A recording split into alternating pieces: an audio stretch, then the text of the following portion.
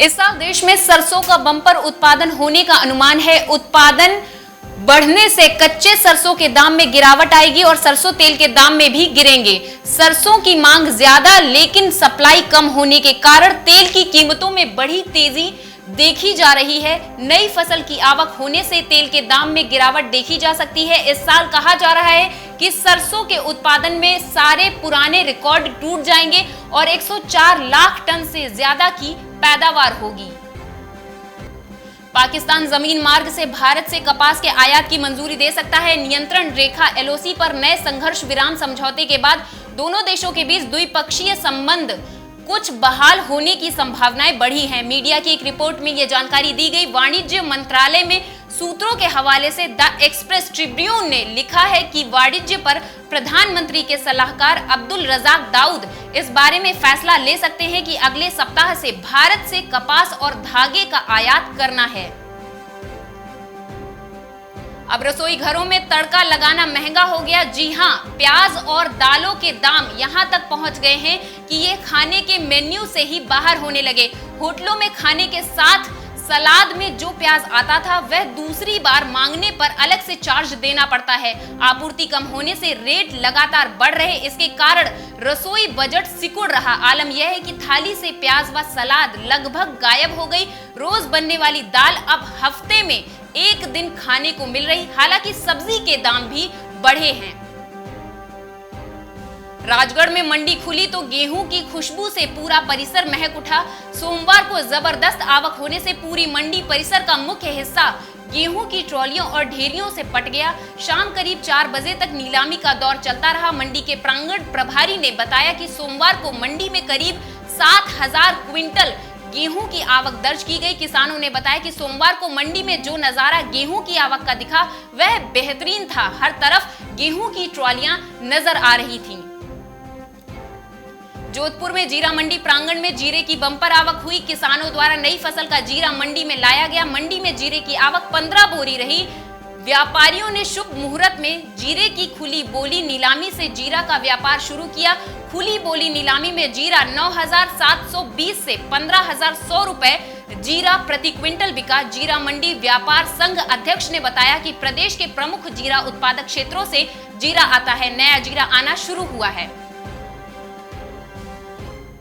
पिछले कुछ दिनों से सोशल मीडिया पर एक मैसेज काफी शेयर हो रहा है कि पेट्रोल और डीजल की कीमतें बढ़ने और कृषि कानूनों के विरोध में किसान दूध की कीमतें बढ़ा देंगे। 1 मार्च से दूध का दाम 100 रुपए प्रति लीटर हो जाएगा। वहीं हरियाणा की कुछ खाप पंचायतों के फैसले के बाद किसानों ने शहर दूध नहीं भेजा।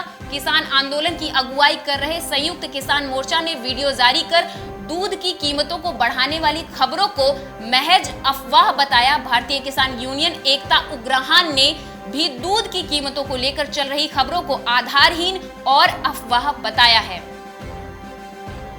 जिला कुल्लू में मौसम की राहत के बाद घाटी के किसानों बागवानों ने अपने खेत खलिहानों के लिए रुख कर दिया।